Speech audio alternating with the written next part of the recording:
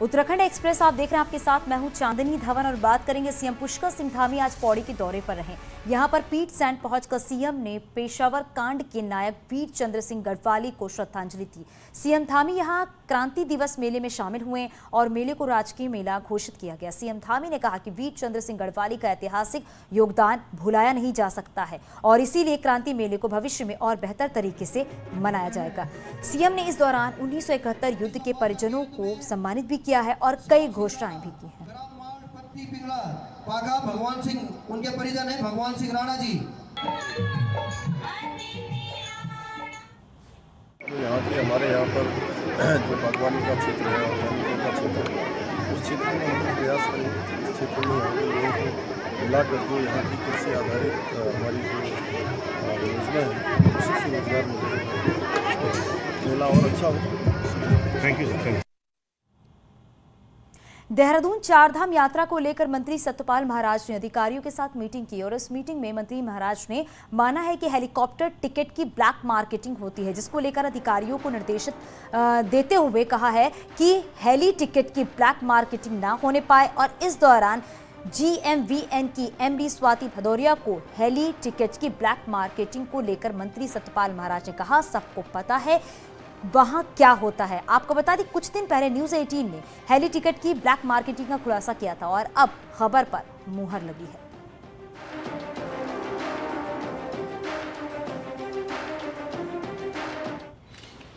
आप समझ के नहीं समझते, वहां लोग कंप्लेन कर रहे थे कि साहब हमारा एयरफोर्स में हमारा इंटरव्यू है, हमको जाना है, हम अटके पड़े हैं। कोविड की 2 साल बाद इस बार चारधाम यात्रा में रिकॉर्ड यात्री आ सकते हैं, लेकिन हालात को देखते हुए विभागों की तैयारी पूरी नहीं दिखती।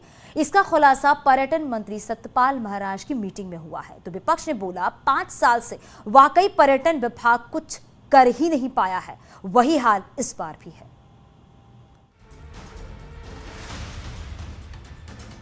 देहरादून सचिवालय में जब पर्यटन मंत्री सत्यपाल महाराज ने चारधाम की मीटिंग बुलाई तो शुरुआत ही मंत्री जी की नाराजगी के साथ हुई।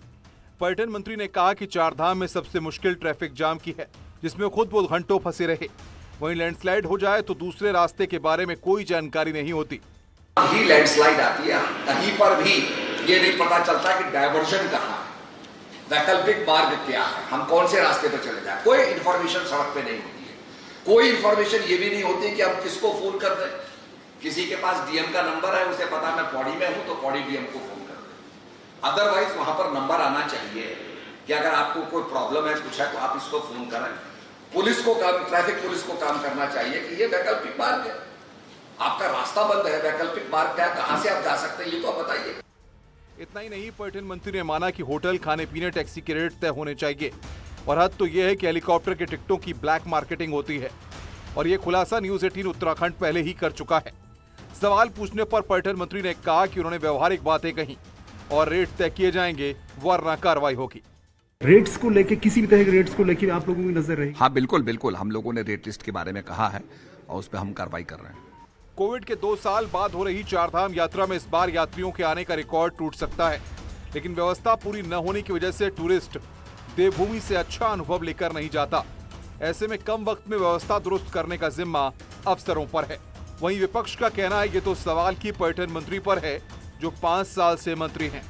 इनकी व्यवस्था, एक इंफॉर्मेशन सूचना तंत्र का प्रॉपर सूचना तंत्र की स्थापना और उसके बाद आप कितने विजिलेंट हो और मतलब आपका रिस्पांस टाइम क्या है किसी समस्या के लिए, तो हम लोग पूरी तरह से तैयार हैं और लगता है कि इसमें किसी तरह की कोई दिक्कत। पर्यटन मंत्री जी को याद दिलाना चाहता हूं कि पिछले 5 साल भी वही पर्यटन मंत्री थे, तो क्या करते रहे पर्यटन मंत्री ये तो बताएं।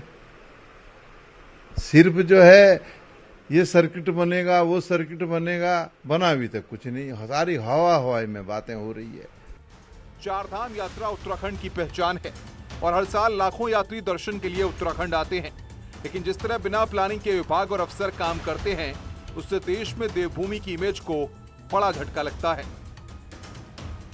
दीपांकर भट्ट, न्यूज़ 18, देहरादून।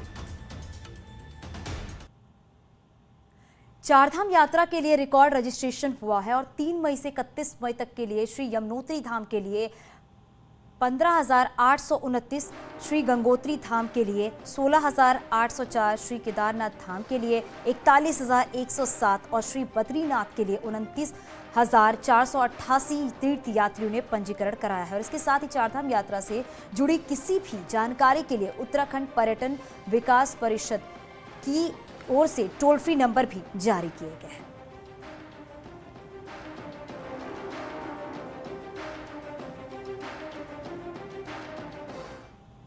उत्तराखंड कांग्रेस को आने वाले दिनों में बड़ा झटका लग सकता है। खबर है कि कांग्रेस के कुछ विधायक और बड़े नेता बीजेपी के संपर्क में हैं और मौका मिलते ही कुछ नेता कांग्रेस छोड़कर बीजेपी में शामिल हो सकते हैं। तो क्या कांग्रेस में नाराज चल रहे प्रीतम सिंह बीजेपी में शामिल होंगे? इस सवाल पर प्रीतम सिंह का कहना है कि ये सवाल उनसे पूछा जाना चाहिए जो बड़े चेहरे हैं, मैं बड़ा चेहरा नहीं हूं। आपको बता दें कि कांग्रेस नेता प्रीतम सिंह की सीएम पुष्कर सिंह धामी से अब तक 2 से 3 बार मुलाकात हो चुकी है, जिसके अलग अलग मायने भी निकाले जा रहे हैं।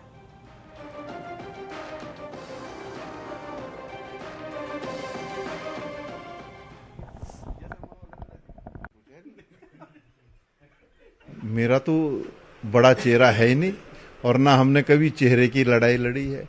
जो लोग चेहरे की बात करते हैं, चेहरे की लड़ाई करते हैं, उनसे पूछें आप तो ज्यादा बेहतर है। धामी सरकार का शिक्षा मित्रों को बड़ा तोहफा। शिक्षा मित्रों को अब 20,000 रुपए मिलेंगे। मानदेय में 5,000 रुपए की बढ़ोतरी हुई है। 15,000 से बढ़ाकर अब मानदेय 20,000 हुआ है। अपर सचिव दीप्ति सिंह ने आदेश जारी किया।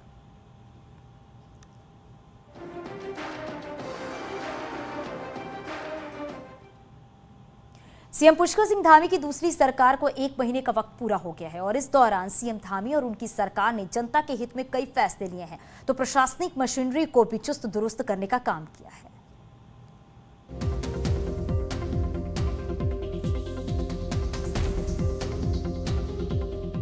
मुख्यमंत्री पुष्कर सिंह धामी ने 23 मार्च को अपने 8 कैबिनेट सहयोगियों के साथ शपथ ग्रहण की और 1 महीने में कई बड़े काम धामी सरकार ने किए। कामकाज के पहले ही दिन 24 मार्च को हुई कैबिनेट में अपने इरादे भी जाहिर कर दिए और चुनाव से पहले किया गया सबसे बड़ा वादा यूनिफॉर्म सिविल कोड का था और इस पर बड़ा फैसला लिया गया। धामी सरकार के बड़े फैसले देखें तो यूनिफॉर्म सिविल कोड का ड्राफ्ट तैयार करने के लिए कमेटी बनाई गई। विधवा, बुजुर्ग और दिव्यांग पेंशन को बढ़ाकर 1,400 रुपए किया गया। वृद्धावस्था पेंशन पति पत्नी दोनों को देने का फैसला लिया गया। सफाई कर्मचारियों का मानदेय बढ़ाकर 500 रुपए किया गया। भ्रष्टाचार के खिलाफ 1064 फोन लाइन और ऐप की शुरुआत की गई। पीएम किसान सम्मान निधि की तरह प्रोत्साहन निधि देने की तैयारी की गई। कुमाऊं के मंदिर, पर्यटन स्थलों तक रोपवे बनाने पर काम शुरू हुआ। महिला मंगल दल की तर्ज पर किशोरी मंगल दल बनाने का फैसला लिया गया। कई विभागों में अटैचमेंट से हो रहे तबादलों पर तत्काल रोक लगाई गई। वन्य जीवों से मानव सुरक्षा के लिए टास्क फोर्स गठन के निर्देश दिए गए। किसी भी धार्मिक जुलूस से पहले इजाजत लेना अनिवार्य किया गया। कोशिश कर रहे हैं, एक एक क्षण और एक एक पल हमारे इस राज्य को समर्पित है और माननीय प्रधानमंत्री जी की अपेक्षा अनुसार ये दशक उत्तराखंड का दशक हो। हमारा रजत जयंती वर्ष, उसमें हम श्रेष्ठ राज्य के रूप में जाने जाएं। उस दिशा में हम लोग कदम से कदम बढ़ाते जा रहे हैं। सीएम धामी को इस बार पूरे 5 साल का कार्यकाल मिला है और बीजेपी संगठन के साथ ही सरकार में उनके सहयोगी भी मानते हैं कि इस बार और बेहतर और तेजी से काम होगा। विभाग के अधिकारियों को दे दिए गए हैं कि हमारी जो गरीब महिलाएं हैं और खासकर जो अंत्योदय परिवार है जिसमें हमारी मुखिया महिला है, उनको जो है 3 गैस सिलेंडर जो है मुफ्त 1 साल के अंतर्गत जो है वो दिए जाएं। उसका प्रस्ताव जो है तैयार कर लिया जाए और आने वाले कैबिनेट में उस प्रस्ताव को रखा जाए। हमने चारधाम यात्रा को सुव्यवस्थित, निष्कंटक और ऐतिहासिक बनाने के निर्देश दिए। इसके लिए हम जनपद स्तर पर भी हम बैठक करके इसका निस्तारण कर रहे हैं। बीजेपी ने चुनाव से पहले कई वायदे किए थे और अब धीरे धीरे उनको पूरा करने के लिए सरकार प्लान बना रही है। देहरादून से सुनील नौप्रभात की रिपोर्ट।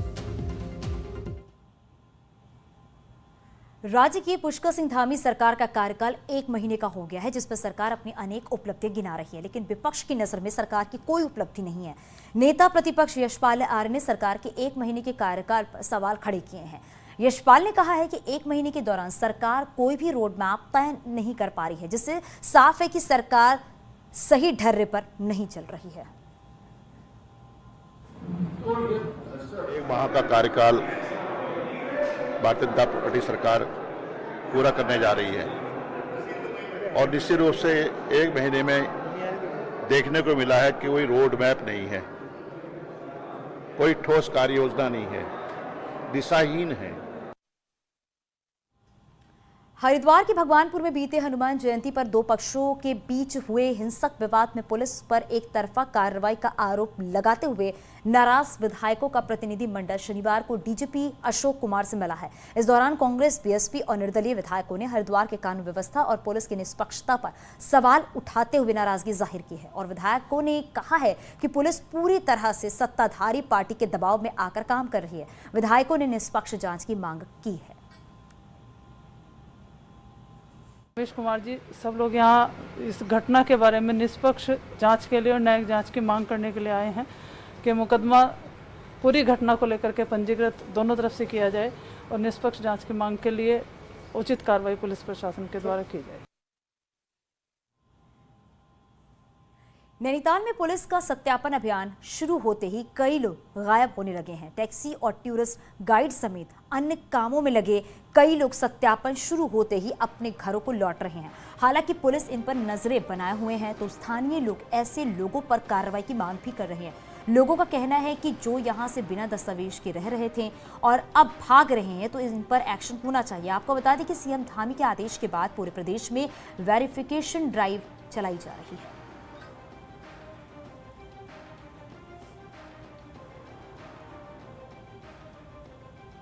जिनके पास कागज़ नहीं है वो इधर उधर भाग रहे हैं, लेकिन उसके बाद भी इनके बारे में जानकारी सरकार ने लेनी चाहिए, जिससे कि सही सत्यापन हो सके कहाँ के लोग हैं, क्या हैं। जो भी सत्यापन होकर के आएंगे वही यहाँ पर रहेंगे, जिनका सत्यापन हो चुका होगा।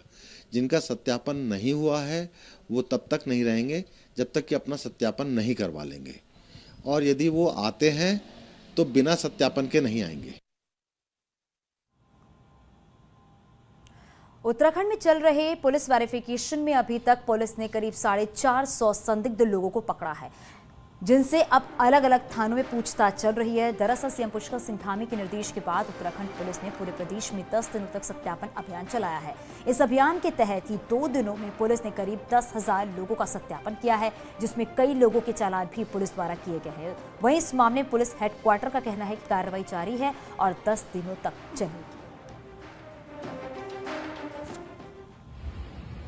जिनमें लगभग 454 है जो संदिग्ध पाए गए और अपना कोई वैलिड प्रूफ नहीं दे पाए, और उनमें से 402 का जो अधिनियम के अंतर्गत चालान भी किया गया है और बाकी का वेरिफिकेशन ड्राइव हमारी अभी जारी है।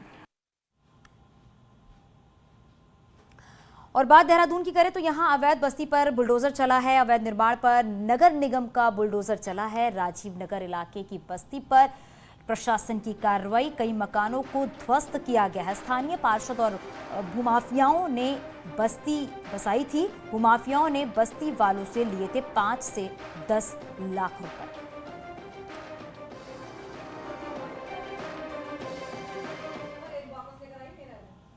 रुड़की नगर निगम में आज बोर्ड बैठक का आयोजन किया गया, जिसमें खूब हंगामा हुआ। बैठक में विधायक उमेश कुमार, फुरकान अहमद, वीरेंद्र कुमार भी मौजूद रहे, लेकिन बैठक के दौरान पार्षदों और मेयर के बीच जमकर नोकझोंक हुई। वहीं हंगामे के बीच कई प्रस्ताव भी बोर्ड बैठक के पास हुए। बैठक में खानपुर विधायक ही थोड़ी देर बोल पाए, जबकि विधायक फुरकान अहमद, वीरेंद्र कुमार को पार्षदों और मेयर ने बोलने का मौका ही नहीं दिया और इसलिए वो बीच में ही उठकर चले गए।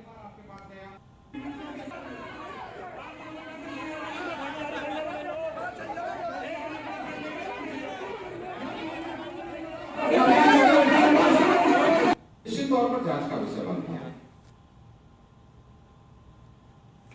22 मई से खुलने जा रहे सिखों के पवित्र गुरुद्वारे श्री हेमकुंड साहिब को जाने वाले रास्ते को खोलने के लिए भारतीय सेना के जवान जुटे हुए हैं।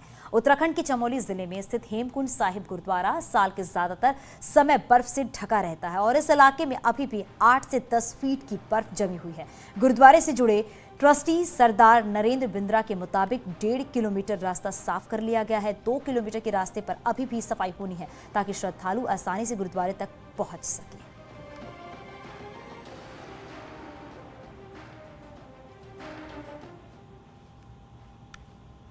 बीजेपी ऑफिस पहुंचे हैं बीएल संतोष। बीजेपी के राष्ट्रीय महामंत्री संगठन बीएल संतोष है। सीएम धामी कैबिनेट मंत्रियों के साथ आज मीटिंग। रविवार को भी अलग अलग मीटिंग कर रहे हैं बीएल संतोष और रविवार शाम दिल्ली लौटने का प्रोग्राम है। तो रविवार को अलग अलग मीटिंग होगी। बीएल संतोष ये मीटिंग लेंगे। चंपावत चुनाव को लेकर चर्चा संभव है और रविवार को ही दिल्ली लौटेंगे बीएल संतोष। और आगे भी खबरें जारी हैं, यहां रुकेंगे छोटे से ब्रेक के लिए।